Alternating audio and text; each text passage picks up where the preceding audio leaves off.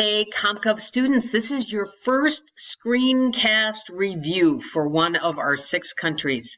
And as I promised today, I would update the UK review because I had stale pictures and outdated information and whatnot. That is one of the challenges of teaching a course that the curriculum is made up of 6 different political systems, which are changing literally all the time. But I love it. The politics are awesome, and they bring up super fun issues, so all good. So anyway, what I recommend you do if you are listening to this is to get your matrix packet. I'm just going to go cell by cell, hopefully not in boring fashion. I'm going to go actually pretty quickly because I know you have better things to do than sit around and listen to me on a nice day.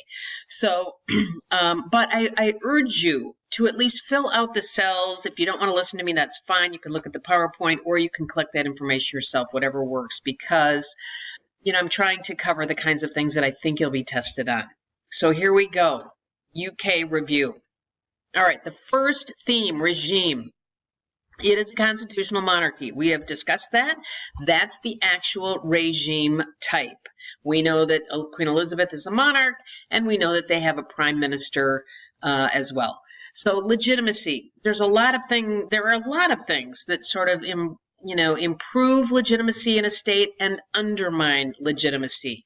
Some of the things that work to the advantage of the UK are its long-standing tradition. We talked about how things don't change very regularly in the UK because of their tradition.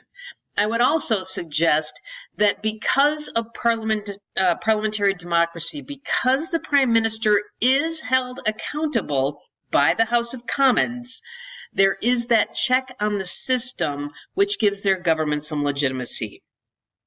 That said, let's go with rational legal.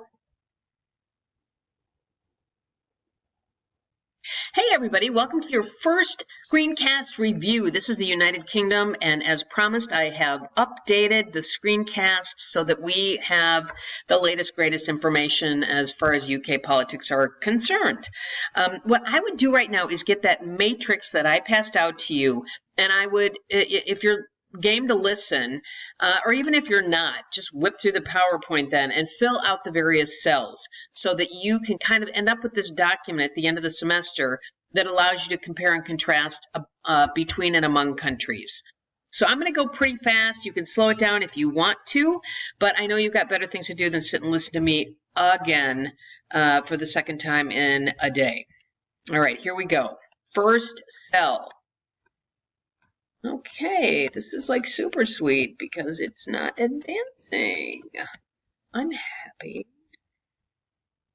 Hey everybody, welcome to the first screencast review for the United Kingdom. As promised, I have updated the PowerPoint, and so without further ado, I'm going to get right at it because I know you have more interesting things to do than hang out with me right now on a really super nice day. So here's the deal. Get your matrix chart, fill it out as we go, either turn the volume off and just use the PowerPoint, or fill the cells in yourself, or follow along with me, whatever you want to do. And I will try to be as upbeat and entertaining and quick as I can. All right, the very first theme is regime. Regime is your first theme, so you should have that theme open in the packet, and we'll just quickly go through these. Obviously, it is a constitutional monarchy. We know there is Queen Elizabeth. We know there's a prime minister. That's all we need to put in that box. Legitimacy. There are a lot of things that support legitimacy in any given state, and we talked about the 3 types of legitimacy: traditional, charismatic, and rational legal. In this case, in the UK, there are 2 different kinds. Tradition, obviously, with regard to the hereditary monarchy, but also another thing that really is helpful with legitimacy is parliamentary democracy. In this case, you've got a situation where the Prime Minister is always accountable to the House of Commons. And because they can get rid of him or her, as the case may be, as they need to, it gives a certain amount of legitimacy to their government. Rational legal authority, obviously their unwritten constitution gives them the whole body of statutes and laws and legal precedent and so forth. All of that makes up rational legal authority. We talked about kind of the pros and cons of an unwritten constitution. Easy to amend because whatever laws are passed get added to it. Not so easy in terms of what exactly is included or not included and where are we. This has proven to be a problem with the whole Brexit mess. All right, legitimacy can be undermined by a lot of different things in states as well. Looking at the UK, come on, 92 hereditary lords? What is a consolidated democracy doing with an upper house that has hereditary lords, that has spiritual lords? These people should not be in a legislature. There is no reason to have them there anymore, but of course it's really hard to get rid of them. Why? You know the answer: tradition. All right, regional nationalism and devolution. Both of these things have brought a question mark to the legitimacy of the government. I mean, if Scotland isn't really recognizing London and Parliament as their true government, that's a problem. Some of this resulted with devolution. Now, here is a case where it not only threatens sovereignty, but it threatens the legitimacy of the existing government as well. All right, let's look at Brexit. Brexit, same thing, threatening the sovereignty of the government at hand, but for the Conservative Party under both Theresa May and Boris Johnson, it's really undermined their legitimacy because their own party does not fully support the agreements that they're trying to ram through with the EU. So this is just a mess, and hopefully this will get resolved before too long.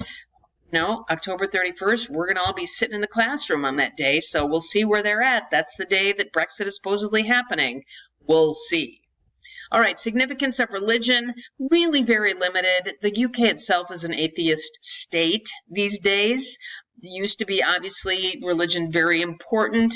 Their Anglican Church, the Archbishop of Canterbury still sort of reigns as the supreme being in the Anglican Church. And in this country, that would be the Episcopalians. But you know what? The spiritual lords have no power. Nobody really pays any attention to them. And most people think they shouldn't be in the House of Lords. So I really don't think that religion is very significant anymore. All right, sovereignty. There are external threats and internal threats, and just turn that page over and we'll get those cells filled in for UK sovereignty. Again, much of this is review from what we have already done in class. There really isn't a lot of new information, although it's presented in a different way so that you can apply the various themes as we go. So let's start with external threats. Obviously, the European Union, the UK has viewed as an incredible external threat to sovereignty. Along with that, the terrorist attacks that started in July 5th of 2005, also pretty significant in terms of posing an external threat. You know, a lot of folks in the UK really wonder if Tony Blair should have hitched his wagon to George Bush's wagon when we went looking for weapons of mass destruction. It has brought a lot of terrorist activity to their state as well. So those are two examples of external threats. Internal threats, we already talked about devolution and Scottish independence. I mean, this was a real thing. The Scots in 2014 staged a referendum. It was closer than anybody thought. So could it happen again? For sure it could happen again. When one of your constituent parts wants out, that's a huge internal threat to sovereignty. So this would be like Texas, which does threaten us every now and then, to say, you know what, we're done with the U.S. We want to have our own state. And because they're so ginormous and have a lot of resources, they actually could pull that off. But of course, we won't let them do that.